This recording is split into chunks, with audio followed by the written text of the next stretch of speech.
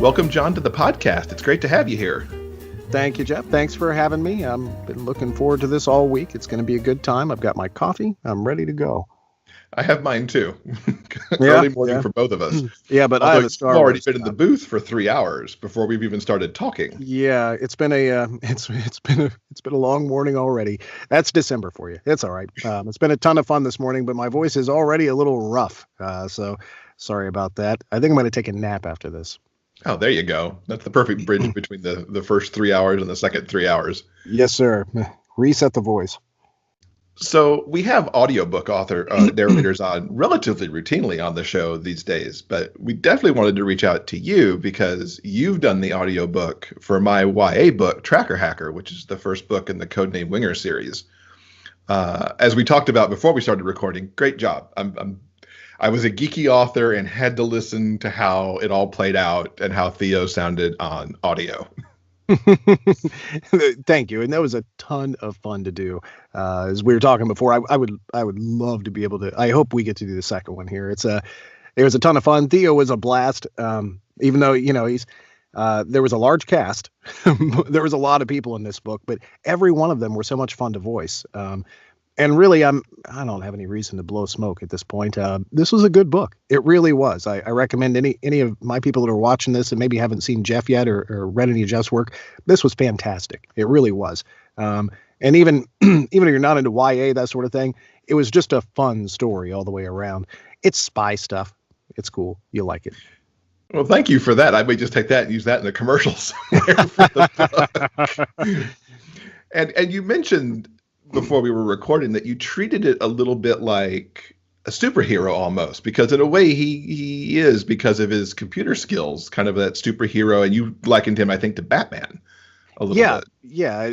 He doesn't actually have superpowers, but it kind of feels that way at times in the book. He's doing a lot of cool spy stuff, and it's he's from a spy family. It kind of reminded me like The Incredibles kind of feel, where the whole family's in on it. But so I treat a lot of the voices as I would like a superhero kind of book. And that made it, I can't always go over the top with my voices. In this book, it felt a little bit more permissible. I don't know. I got to admit, I didn't ask you, but it felt permissible to me at the time. I could go a little bit more over the top, stretch it a little bit. And that's what made it so much fun for me. I looked forward to, sometimes when you're tracking an audiobook, you're like, oh, that guy again. All right. You're pulling up the voice, sighing deeply. That didn't happen in this one because every voice was just a ton of fun to do. I got to be creative. It was cool. And especially the Defender Dad voice. He was my just stuff like that was so much. Thank you for the opportunity. It was a blast. You're very welcome. I'm glad it worked out. Now you've got like 100 books. Maybe over 100 books as John Solo on Audible, which is pretty awesome. I thought we had talked about, like, once we get over 100, we should have a party. I don't remember having a party. I think it's time for the party. I think so. And most of your books are in the romance genre. There's a lot of male romance in there because you do a lot of Dreamspin Desires, a lot of work for Dreamspinner and other authors. It looks like Tracker Hacker's your first YA. Yes, yeah, I was looking too. I think it is. It was and yeah, I do a lot of male romance. Obviously, that's kind of the John Solo thing.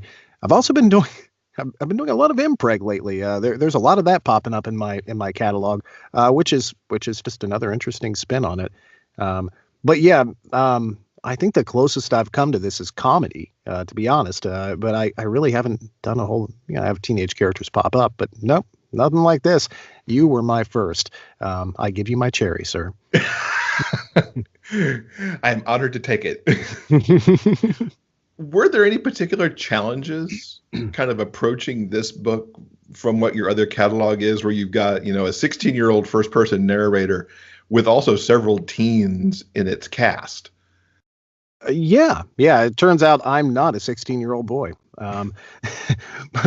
It's like that video that pops up on Facebook all the time with Ian McGee. So what I did was I acted like I was a 16-year-old boy, which is actually not too hard because I remember being that. Yes and no. There was a couple scenes. I don't want to give anything away for people that haven't read the book, but there's a couple scenes where there's the guys on a hockey team, and there's several hockey players getting together in a room where I had to check my voices a couple times, like, ooh, or do they sound like each other too awful much? Because, once you get more than 3 or 4 of them together, you kind of got to do some stretching. Other than that, though, this is a first-person narration, which means I'm narrating in a voice. I'm not doing my voice, which is always a little bit of a challenge. I've done it a lot. I'm pretty accustomed to it at this point. Narrating in the 16-year-old's voice, honestly, what I just had to make sure of was that I didn't get too tired. I normally record for 3 to 6 hours a day, somewhere in there. Typically, I land about 4 hours. With this book, I could not track for that long because I'm narrating in Theo's voice. So I would hit 2.5 hours, and I would have to take a break and rest for a while. Otherwise, I started to sound like Theo had well, he wasn't 16. Theo started to sound like an old man. But I think that was the only huge challenge, and just making sure. No. And again, it was so much fun to do that I wanted to push beyond that. I do a lot of books now that are first person, but alternating perspectives. So you've got, the male lead and the other male lead and the male, something like that. Anyways, you've got the 2 leads. So it's bouncing back and forth from chapter to chapter. This was actually a breath of fresh air next to that, because I do it so much. After a little while, you're like, wow. Another voice. All right, let's make it. With this, it was kind of a breath of fresh air all the way around. Plus, maybe that's the best way to describe this book. It felt fresh, new. That's a great description of it. Cool. I'll take that one too. What got you into audiobook narration some 100 books ago? Went down to the crossroads. No, I started out as a musician. I was a full-time musician for a long time, a vocalist and a guitar player and whatever they'd pay me to do. I was fine. And I discovered that the guy behind the mixing board made a heck of a lot more money than the guy on stage when you're playing in local bands. So I started to get into audio engineering. Became a full-time audio engineer locally, nothing huge or anything, but made a decent living at it. One night I'm running sound for a buddy's band in a club. I hadn't seen this guy in a long time, and he happened to mention a site called ACX. I had a guy that was recording here, another vocalist that had just a great voice, man. You sit here and talk to him. He could read the dictionary to me. I'd be happy. It was just that good. So I started talking to him about it the next day, and me and him and one of the we all submitted auditions within a couple days, not thinking anything of it. Why the heck not? None of us have ever recorded anything like this before. And within a week, we got 3 offers. That was the start of it. A year later, Falcon Sound Company was at the time a full-time live sound and lighting production company. A year later, we were phasing out of live sound and recording audiobooks. It went that quickly. And that was, I guess, FSC started 5 or 6 years ago. I myself, as John Solo, have been recording for 4.5 years now, somewhere in there. So it moved pretty quickly. So yeah, I started as a musician, audio engineer. Now I'm a voice artist. And this is a pretty fun ride. I hope it keeps going. Seems to be. I got a lot of work, so let's hope. And we should note you're also the owner of Falcon. Yeah. Sorry, I probably should have explained that. Yes, anybody that doesn't, John Solo is a pseudonym. I'm not really John Solo. I am, but I'm not. But I do own a Falcon Sound Company. We have a bunch of different narrators that work for us, and my significant other is with us as well. We all work this together as a big conglomerate group. It works out nicely for a lot of reasons. One, it helps us. A client will approach us, a publisher, for instance, or an author, and they don't really know. They've either never made an audiobook before, they haven't quite decided on a voice. We can give them multiple options. It's pretty simple. I can, instead of saying, do you like my voice, I can say, which one do you like? So it's worked out nicely for all of us. And I don't know, what else are you going to do on a Tuesday? And it's actually, that's how I got to pick your voice, is that Andrew Gray, who runs the audiobook production for Dreamspinner, Harmony Inc. and Dreamspinner Publications, or DSP as it's called, said, here are some narrators. Please listen to these and see what you think. And for me, it was like, who do I best think? Because I think I was getting samples that were all Dreamspun Desires at that point. And and I had to think about who sounded the most like they could become a teenager. And yeah, when we load those samples up, that's actually very early on after we got those first few books with Falcon. I was scrolling through ACX. It was the freelancer site. And I saw a couple Dream Spinner books, and I decided I was going to approach him. And he offered me one book, and I said, no, I don't think you understand. I have this stable of people. At the time, the stable of people was 3, and one was a female, so I don't think that's going to work for their books. But he said, oh, okay. And literally within about a week, I had 20 or 25 offers from him. And then I was scrambling. I said, like, what am I going to do with this? So I started approaching some people I thought would be good at this. Quite a few of the narrators that have done those books, we've actually started out. They were not audiobook narrators before. Some of them had acting experience, some didn't. And they used to all come and record at Falcon, which is a detached building on my property. So for the first couple of years, every day we had, I don't know, 10 people showing up on my property through the course of the day. Then as technology has gotten better over the years, they've all started to move to recording off-site. At this point, it's just me at this facility. Then everybody else records at their place. But yeah, that was an interesting start. I think we ended up at one point in the very beginning with 10 or 12 of our guys working for us, none of which had any sort of audiobook narrating experience. So we all learned a lot very quickly. That's a very cool kind of evolution that you went from, being live engineering for bands to audiobooks in the span of about 5 years. This is so much cooler. This really is. Don't get me wrong. I still live engineer occasionally on the weekends, sometimes not nearly as much. I was doing about 140 gigs a year. Now I do about 30. So it's a whole different ball of wax, but this is so much more fun, man. Did you have acting in your background somewhere that led to this? I mean, I lied to girls occasionally. That was no, not one little bit. I actually learned from the guys that I hired. I did a couple of those early books, but I wasn't narrating as much at all as the guys that came in and narrated for us. I was playing producer. My background as an audio engineer, I did pretty well with that. So we lucked out. The first 4 or 5 guys that we brought in, Nick J. Russo, Andrew McFerrin, he also works as Drew Baca, Peter B. Brook, Finn Sterling. I think that was our core group. And I think so. I know I'm missing a couple. But all of those guys are just incredible. They're so good. And they started out with just this knack. In fact, I think Finn is the only one that actually had any acting experience. I think the rest of us were just kind of making it up on the spot. But most of those guys that I just mentioned are still working regularly in the industry today. Most of them full time. They don't have day jobs. This is all we do. So I kicked back and produced their books and learned. I listened a lot. I learned. I did a couple titles, but I think I don't know. I'm not going to speak for all the other narrators out there, but for me, I didn't get my legs at all under me until probably 30 or 40 books in. Sorry to all the people for the first 30 or 40 books. And it's the amazing thing about this is you're still learning every project. You're learning. There's always something new to learn, especially when I didn't go to acting school or so I'm learning constantly. I'm constantly researching. I wouldn't trade it for the world. Well, maybe the world, but but you know what I mean? It's a great gig. It really is.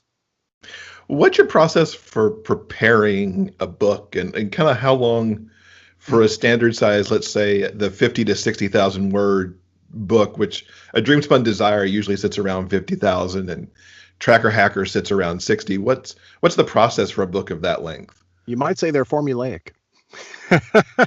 For that, I'm going to do a pre-read first. That's my first read through. I don't take any notes or anything like that. I want to read it as a reader would read it, and I want to get a general feel for the project. I actually do that a lot on my phone now because we're working so many projects that I use that text to talk thing on my phone.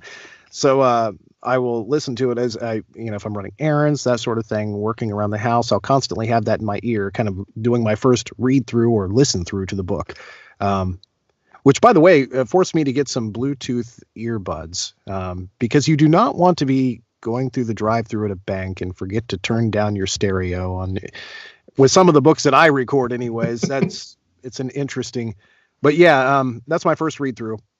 Then I go through it again, and I will specifically have a spreadsheet that I work from. I'll write down every character name. I'll write down the start number of the chapter. I'll write down who appears in each chapter, and I'll have general voice notes pertaining to each character. And I'll also have general notes on each chapter, letting me know what's happening, a Clip Notes version, you might say.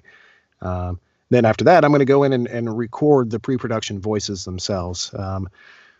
Depending on if the client is going to listen to them or not, the author, the publishing house, some do, some don't. The ones that do, I will record my thought process along the way. So, if I'm doing, let's say Theo's voice, if they're going to hear it, I like to let them know what I'm thinking. So I would go through and, he's going to be younger. He's going to be about 16 years old. He's definitely going to be kind of, a little bit faster than my normal voice is going to be. So I'm going to speed it up a little bit. And this always reminds me of Fry from Futurama when I do that kind of voice. But as soon as I fall into it, it's there.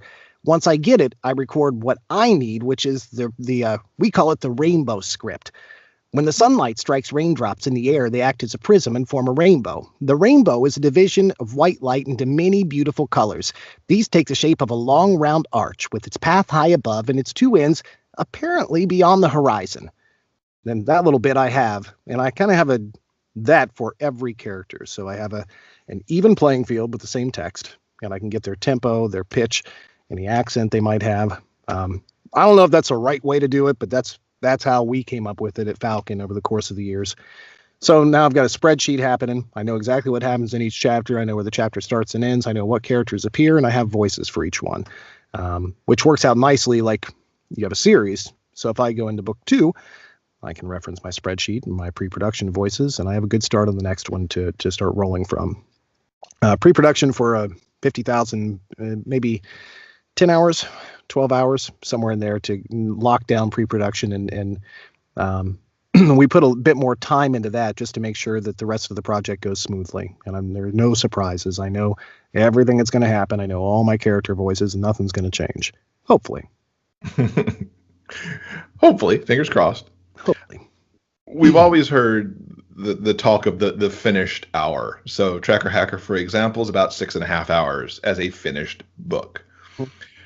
On average, how many hours go into a finished hour for you?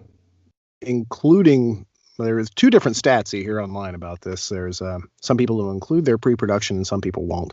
If I include my pre-production, you're looking at about 6 hours per finished hour, somewhere in there. If you don't, you're looking at closer to 4, somewhere in that range. But 4, it typically takes me about 2 hours in the booth to record a finished hour, sometimes less, but I round it up to 2 just to make sure. Then after that, typically about 2 hours of post-production work, somewhere in there, maybe 2.5, and the rest goes into the pre-production work. Really, we've made some leaps and bounds here in the last year or 2 on our post-production, which is very exciting. Some new techniques that I've learned. I was kind of we as Falcon were working in a vacuum until about a year and a half, somewhere in there ago. I forget when I decided to start looking that old internet thing, and getting on Facebook, and I actually made a John Solo Facebook profile, and I started to get into some of the forums with the other narrators and actors out there. Turns out there are a bunch of them. And I started listening a lot, and I realized how inexperienced I really am. Some of these guys out there, some of the guys that work for Dream Spinner doing books, I pale in comparison to these guys. They're amazing. They're really amazing. These guys are actors. They really know their craft. So I am at least smart enough to know that I'm not very smart. So I will stay quiet and listen. And I've learned so much. It's really improved our process dramatically. Good question, though. Thank you for asking. What type of books would you say are in your wheelhouse because of your voice and what you typically do?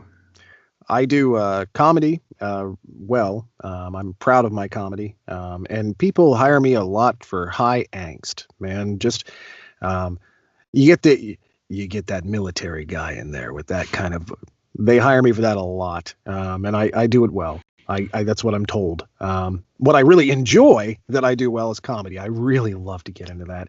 And I drain every little bit of juice of comedy that I can out of a book. If I see a comedic line coming, man, I'm pointing at it 20 feet away. I just love it. But yeah, those are the two things that I seem to get a lot. So I guess that means I do it well because they keep hiring me. Comedy, high angst. Are there any books that you're particularly proud of that you might say to somebody looking to explore your work, go read this for a John Solo book? So if anybody doesn't know, Jeff sends you questions in advance so you can look them over. It's like the Tonight Show or something. It's awesome. He has a green room in the back. The catering sucks, but we try. You had asked me this, and I was like, what am I working on this week? I don't know.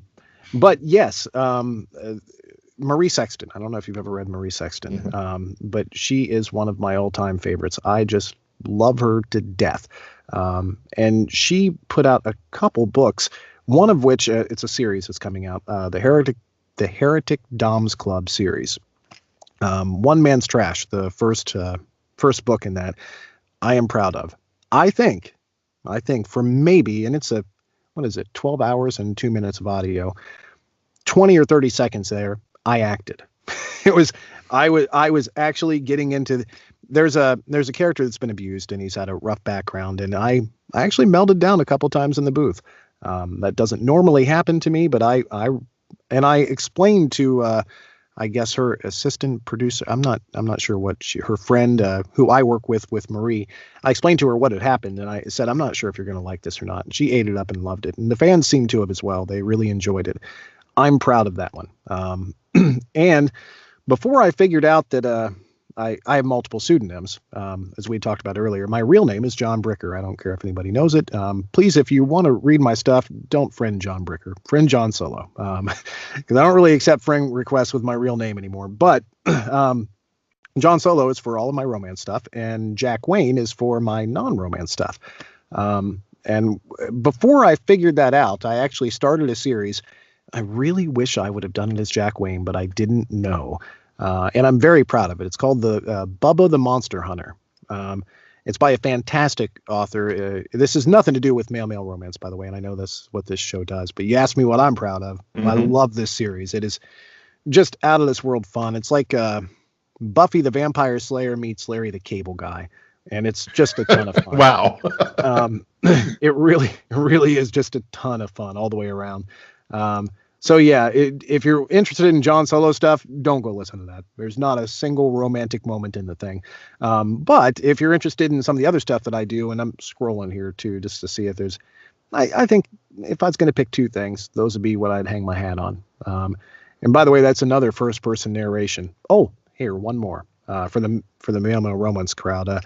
Smoky Mountain Dreams from Lita Blake, is also one that I'm very proud of. Speak of some slow burn, high angst. That thing has got it in spades, and it's a wonderfully written book.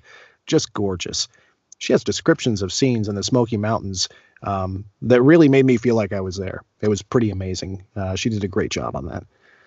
Anyways, okay, so three is enough for you. Very cool. And I'm gonna have to check some of those out. I've heard good things about Heretic Doms Club just overall. And now to know it's one of your proud of titles, I'm gonna have to go pick that one up. Marie knocks it out of the park every time. She's one of my favorites. I have a narrator crush on her. What do you read when you're not preparing a book, or is there time to read anything else? No, I have not read a fiction book for pleasure in several years now. I wish I could. One of my fans on the John Solo site sent me an ARC copy of a book the other day, and I was like, you don't send this to me. When am I gonna? I'm not gonna.